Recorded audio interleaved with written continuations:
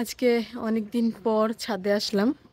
আমাদের ছাদের এই সাইডটায় একটু কমই আসা হয়, এখানে খুব একটা এখন গাছপালা লাগাই না, পুরনো কিছু গাছপালাগুলো আছে।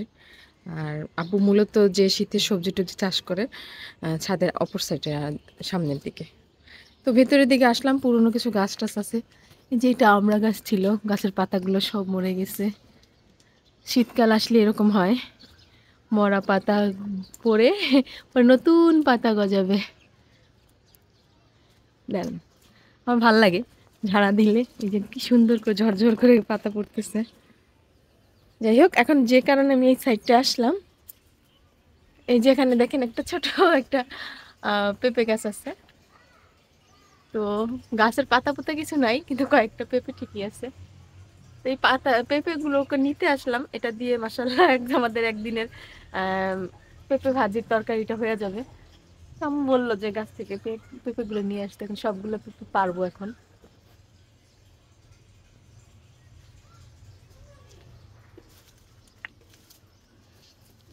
এই সাইডটা এখন গাছ টাছ লাগানো হইতেছে না, এই কারণ এই জায়গাটা ফাঁকা।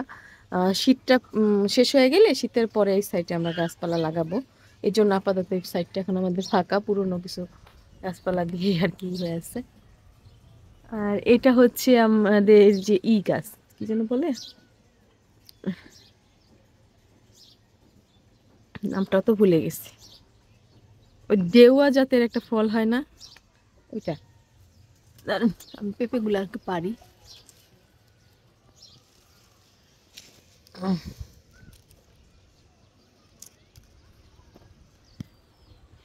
এমনি কিন্তু গাছটা যেমন তেমন, ফলগুলা কিন্তু মাসাল্লাহ ভালোই, একেবারে খারাপ না। দেখেন বেশ ভালোই বড় সড়ো, যে কয়েকটা আছে সবগুলোই পেড়া নেব।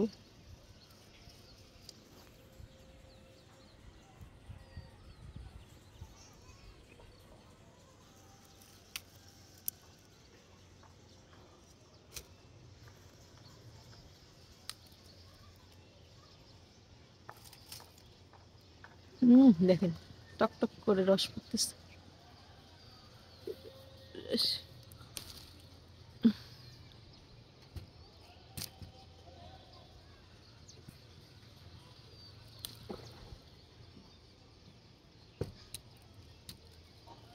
কিছু একটা লাগবে এগুলো নিতে, আমি তো এখনো পলি টলি নিয়ে আসলাম না, ম্যানেজ করে নিই।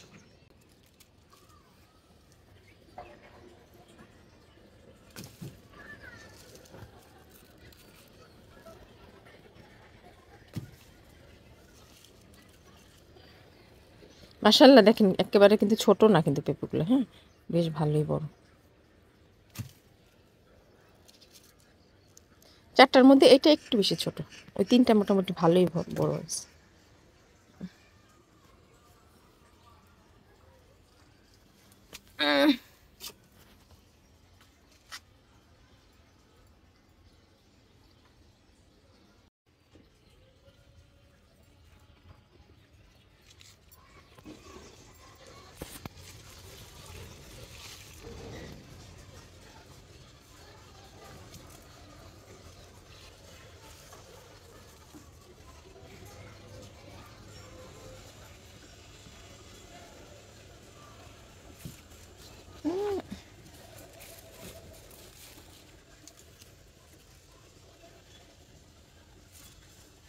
কি আর করার, কিছু নিয়ে আসি নাই, কি আর করার, এখন টোকরে করে নিয়ে যেতেছি।